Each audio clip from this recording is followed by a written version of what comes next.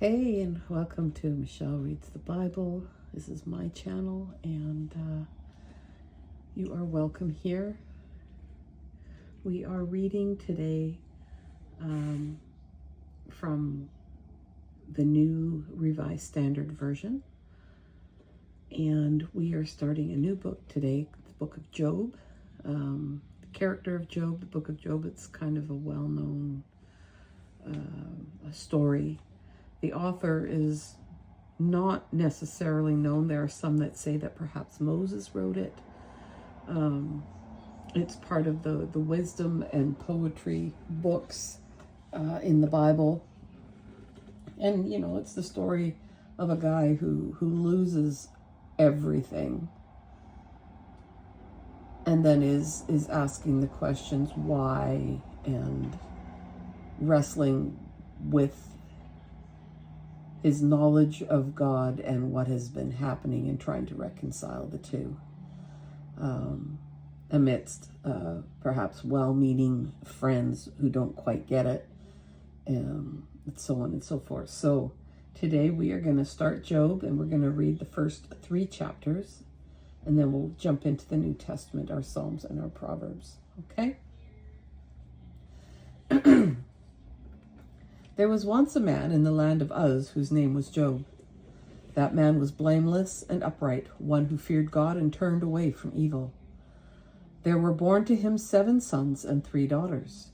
He had 7,000 sheep, 3,000 camels, 500 yoke of oxen, 500 donkeys, and very many servants, so that this man was the greatest of all the people of the East.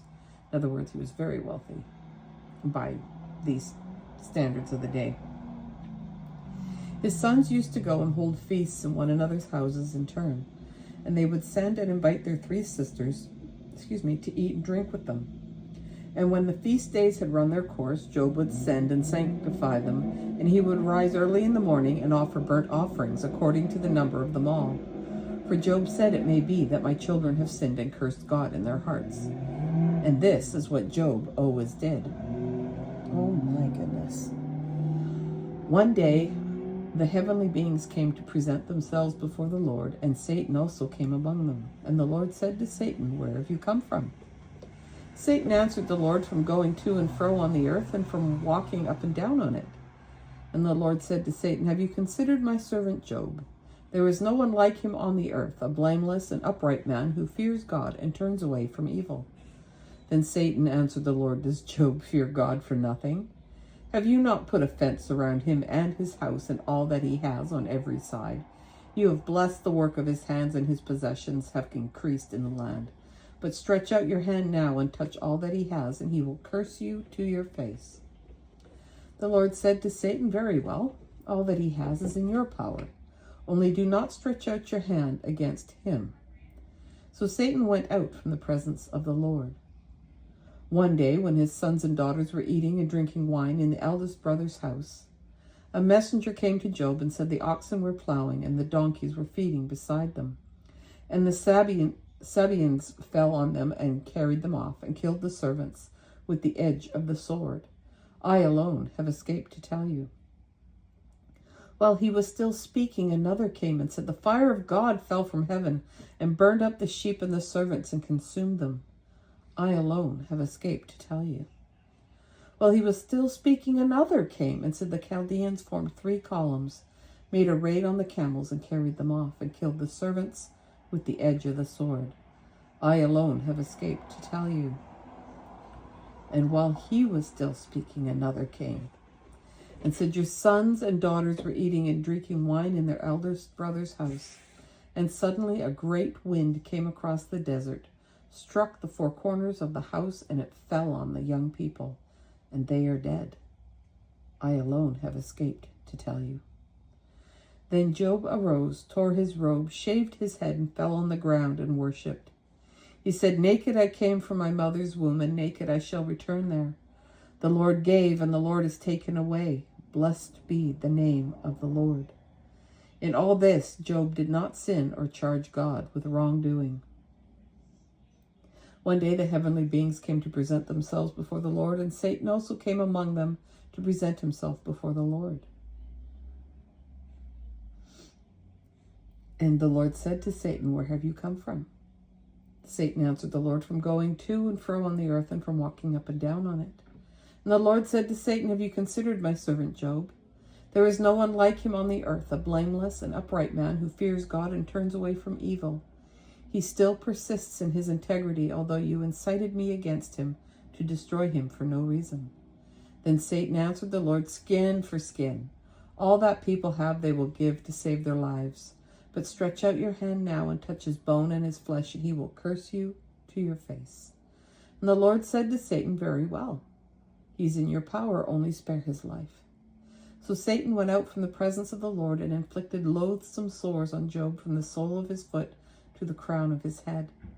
And Job took a potsherd with him with which to scrape himself, and sat among the ashes. Then his wife said to him, "Do you still persist in your integrity? Curse God and die." Nice. But he said to her, "You speak as any foolish woman would speak. Shall we receive the good at the hand of God and not receive the bad?" In all this, Job did not sin with his lips. Now when Job's 3 friends heard of all these troubles that had come upon him, each of them set out from his home: Eliphaz the Temanite, Bildad the Shuhite, and Zophar the Naamathite. They met together to go and console and comfort him. When they saw him from a distance, they did not recognize him, and they raised their voices and wept aloud. They tore their robes and threw dust in the air upon their heads, and they sat with him on the ground 7 days and 7 nights. And no one spoke a word to him, for they saw that his suffering was very great. After this, Job opened his mouth and cursed the day of his birth. Job said, "Let the day perish in which I was born, and the night that said a man-child is conceived. Let that day be darkness. May God above not seek it, nor light shine on it. Let gloom and deep darkness claim it. Let clouds settle upon it. Let the blackness of the day terrify it. That night let thick darkness seize it. Let it not rejoice among the days of the year. Let it not come into the number of the months. Yes, let that night be barren. Let no joyful cry be heard in it. Let those who curse it, who curse the sea, those who are skilled to rouse up Leviathan. Let the stars of its dawn be dark. Let it hope for light, but have none. May it not see the eyelids of the morning, because it did not shut the doors of my mother's womb and hide trouble from my eyes. Why did I not die at birth, come forth from the womb and expire? Why were there knees to receive me, or breasts for me to suck? Now I would be lying down in quiet. I would be asleep, then I would be at rest, with kings and counselors of the earth who rebuilt ruins for themselves, or with princes who have gold, who fill their houses with silver. Or why was I not buried like a stillborn child, like an infant that never sees the light? There the wicked cease from troubling, and there the weary are at rest. There the prisoners are at ease together. They do not hear the voice of the taskmaster. The small and the great are there, and the slaves are free from their masters. Why is light given to one in misery, and life to the bitter in soul, who long for death, but it does not come, and dig for it more than for hidden treasures, who rejoice exceedingly and are glad when they find the grave? Why is light given to one who cannot see the way, whom God has fenced in? For my sighing comes like my bread, and my groanings are poured out like water. Truly the thing that I fear comes upon me, and what I dread befalls me. I am not at ease, nor am I quiet. I have no rest, but troubles come. Now up into 1 Corinthians chapter 14. And we're going to read the first 17 verses. Pursue love and strive for the spiritual gifts, and especially that you may prophesy. For those who speak in a tongue do not speak to other people, but to God. For nobody understands them, since they are speaking mysteries in the Spirit. On the other hand, those who prophesy speak to other people for their upbuilding and encouragement and consolation. Those who speak in a tongue build up themselves, but those who prophesy build up the church.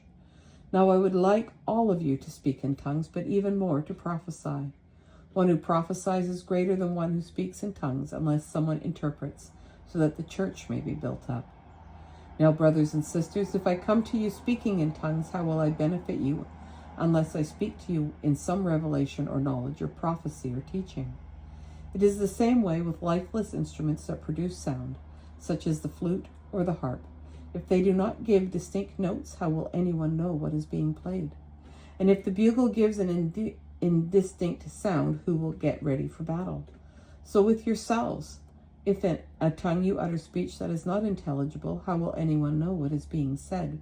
For you will be speaking into the air. There are doubtless many different kinds of sounds in the world, and nothing is without sound. If then I do not know the meaning of a sound, I will be a foreigner to the speaker, and the speaker a foreigner to me. So with yourselves, since you are eager for spiritual gifts, strive to excel in them for building up the church. Therefore, one who speaks in a tongue should pray for the power to interpret. For if I pray in a tongue, my spirit prays, but my mind is unproductive. What should I do then? I will pray with the spirit, but I will pray with the mind also. I will sing praise with the spirit, but I will sing praise with the mind also. Otherwise, if you say a blessing with the spirit, how can anyone in the position of an outsider say the amen to your thanksgiving, since the outsider does not know what you are saying? For you may not give thanks well enough, but the other person is not built up. All right. Psalms. Yoo-hoo, there you are. 37. And we will pick it up at verse 12. And we will read through verse 29. The wicked plot against the righteous and gnash their teeth at them. But the Lord laughs at the wicked, for he sees that their day is coming. The wicked draw the sword and bend their bows to bring down the poor and needy, to kill those who walk uprightly. Their sword shall enter their own heart, and their bows shall be broken. Better is a little that the righteous person has than the abundance of many wicked. For the arms of the wicked shall be broken, but the Lord upholds the righteous. The Lord knows the days of the blameless, and their heritage will abide forever. They are not put to shame in evil times. In the days of famine they have abundance. But the wicked perish, and the enemies of the Lord are like the glory of the pastures. They vanish like smoke, they vanish away. The wicked borrow and do not pay back, but the righteous are generous and keep giving. For those blessed by the Lord shall inherit the land, but those cursed by him shall be cut off. Our steps are made firm by the Lord when he delights in our way. Though we stumble, we shall not fall headlong, for the Lord holds us by the hand. I have been young and now am old, yet I have not seen the righteous forsaken or their children begging bread. They are ever giving liberally and lending, and their children become a blessing. Depart from evil and do good, so you shall abide forever. For the Lord loves justice, he will not forsake his faithful ones. The righteous shall be kept safe forever, but the children of the wicked shall be cut off. The righteous shall inherit the land and live in it forever.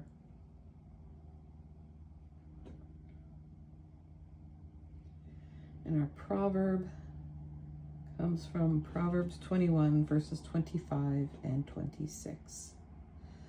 The craving of the lazy person is fatal, for lazy hands refuse to labor. All day long the wicked covet, but the righteous give and do not hold back. And that is our reading for August 21, 2025.